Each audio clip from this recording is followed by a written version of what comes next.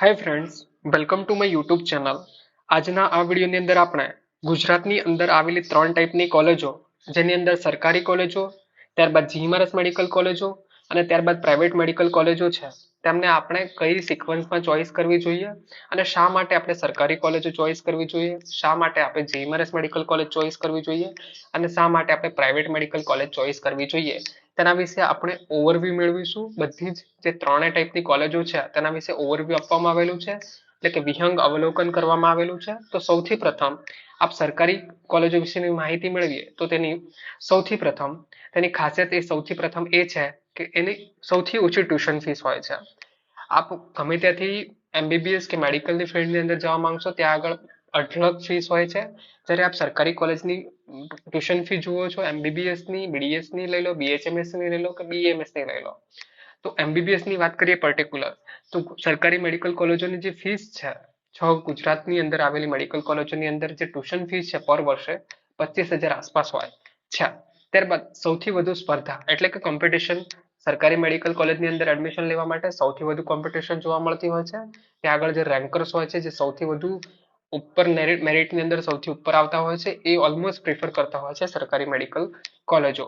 ત્યારબાદ આધુનિક ઇન્ફ્રાસ્ટ્રક્ચર એટલે કે ગવર્મેન્ટ દ્વારા પ્રોવાઇડેડ જે પણ સુવિધાઓ છે, જે પણ યોજનાઓ છે, એ બધી જ યોજનાઓ ત્યાં ઇમ્પ્લિમેન્ટ થતી હોય છે, જેથી આપણને સૌથી વધુ પેશન્ટ ફ્લો પણ સરકારી મેડિકલ કોલેજોની અંદર જોવા મળતો હોય છે. ત્યારબાદ સૌથી વધુ પ્રચલિત કેમ કે ફ્રી ઓફ કોસ્ટ બધી જ ટ્રીટમેન્ટો થતી હોય છે, બધી યોજનાઓ ઇમ્પ્લિમેન્ટ હોવાથી, મા કાર્ડથી તમે લઈ લો, બધી જ યોજનાઓ ઇમ્પ્લિમેન્ટેડ હોવાથી, બધી સેવાઓ ફ્રીમાં મળતી હોવાથી તે સૌથી વધુ પ્રચલિત પણ હોય છે. ત્યારબાદ બોન્ડ સર્વિસ વિશે વાત કરીએ તો બોન્ડ સર્વિસ જે વિદ્યાર્થીઓ ગવર્મેન્ટ મેડિકલ કોલેજમાં અભ્યાસ કરતા હોય છે એમના માટે બોન્ડ સર્વિસ હોય છે.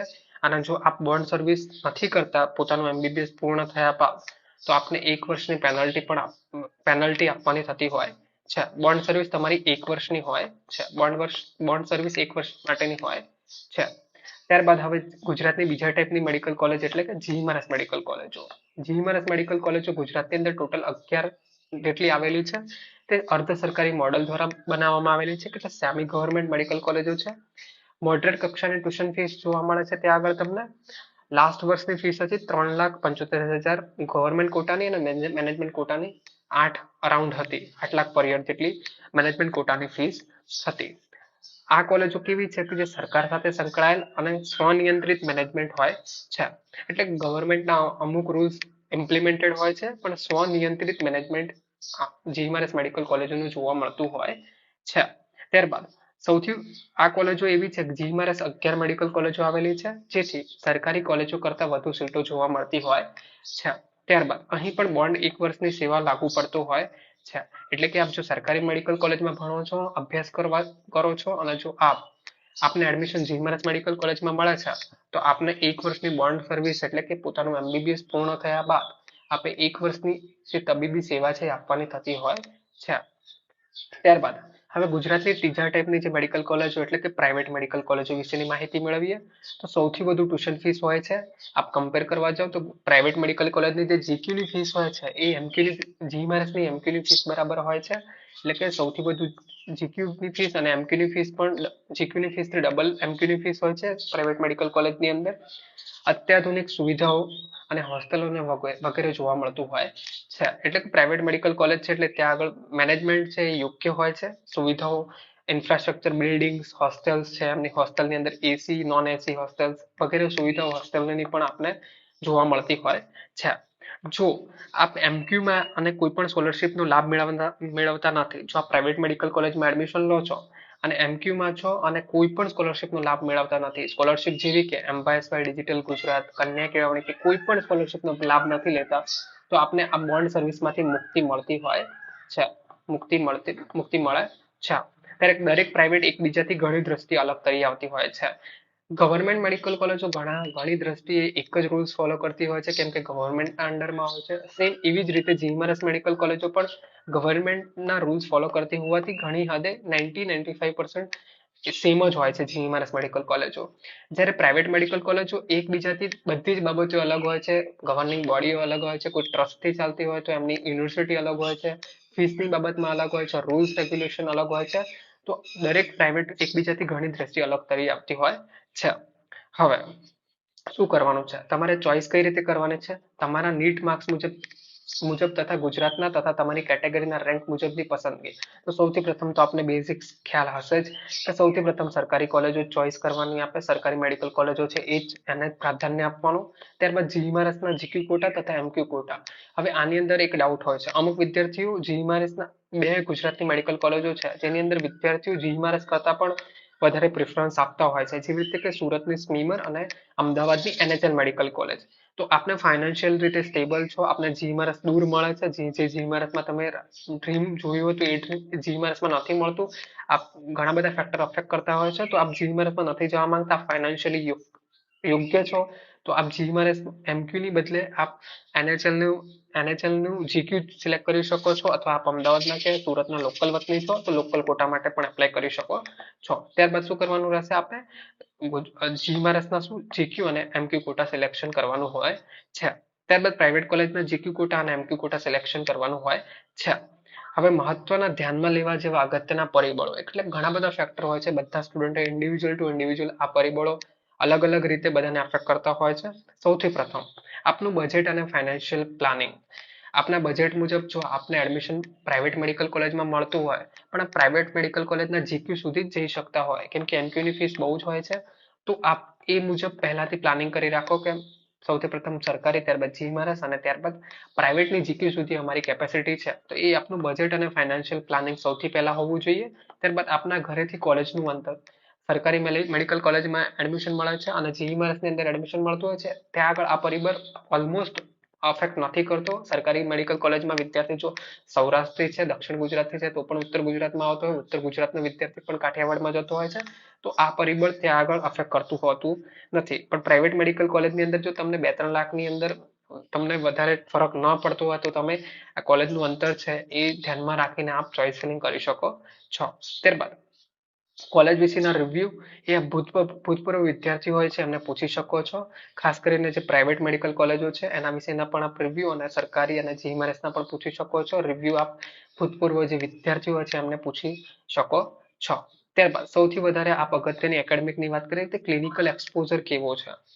જેટલા પેશન્ટ વધુ હશે તમારી સેકન્ડ, થર્ડ અને ફાઇનલ યરની અંદર, એટલા તમને કેસીસ વધારે જોવા મળશે. એટલે કે ક્લિનિકલ એક્સપોઝર, પેશન્ટ ફ્લો કેવો છે, ઇનડાયરેક્ટલી પેશન્ટ ફ્લો કેવો છે એ આપને ખ્યાલ હોવો જોઈએ. અમુક પ્રાઇવેટ મેડિકલ કોલેજો છે ત્યાં આગળ સૌથી સરસ પેશન્ટ ફ્લો છે, જેવી રીતે કે એનએચએલ મેડિકલ કોલેજ, ઝાયડસ છે, એવી કોલેજોની અંદર ક્લિનિકલ એક્સપોઝર સારો હોય છે.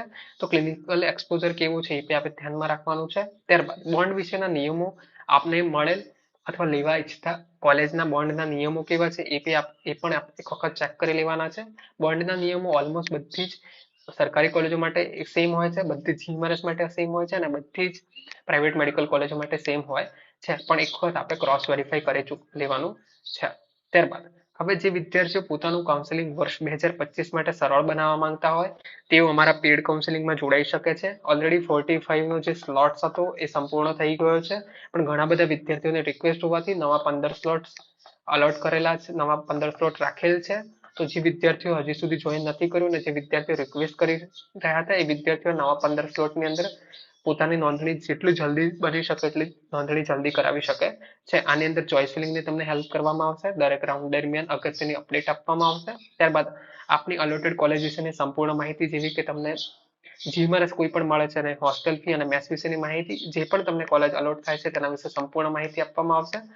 ફીસ કઈ રીતે ભરવી, ઓનલાઈન ભરવી, રાઉન્ડ 1 પછી, રાઉન્ડ 2 પછી, મોકરણ પછી, ઓનલાઈન, ડીડી, કેશ, કઈ રીતે ફી ભરવાની એની સંપૂર્ણ માહિતી આપવામાં આવશે. ત્યારબાદ આપને મૂંઝવતા દરેક પ્રશ્નોનો હલ કરવામાં આવશે વોટ્સઅપ મેસેજ થ્રુ, અને દરરોજ આપને 7 મિનિટ કોલ માટે આપવામાં આવશે. તેનામાં પોતાનો જે મૂંઝવતા પ્રશ્નો છે એના સોલ્યુશન લાવી શકો છો.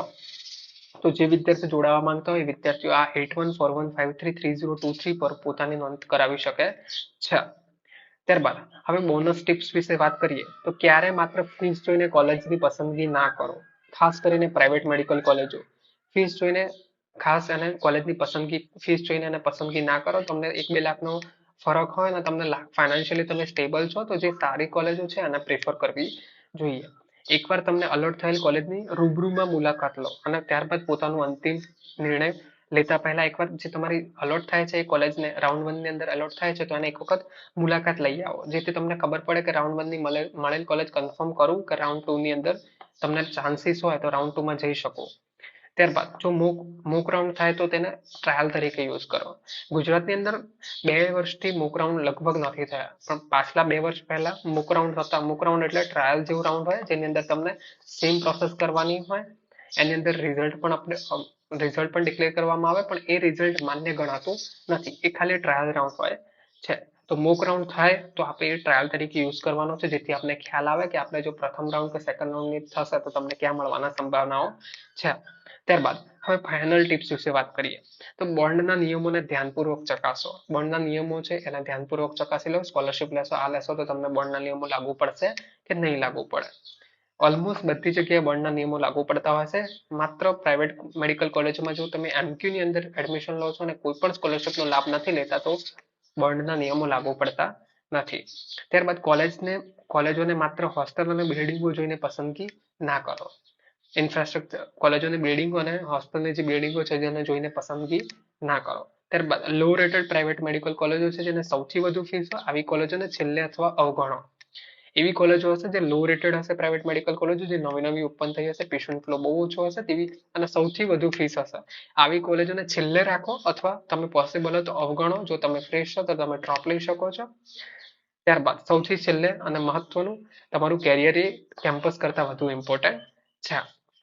જો આ વિડીયો આપને પસંદ આવ્યો છે તો આ વિડીયોને પોતાના મિત્રો સાથે શેર કરવાનું ભૂલશો નહીં અને ચેનલને સબસ્ક્રાઇબ કરવાનું ભૂલશો નહીં. Thank you for watching till the and. Thank you.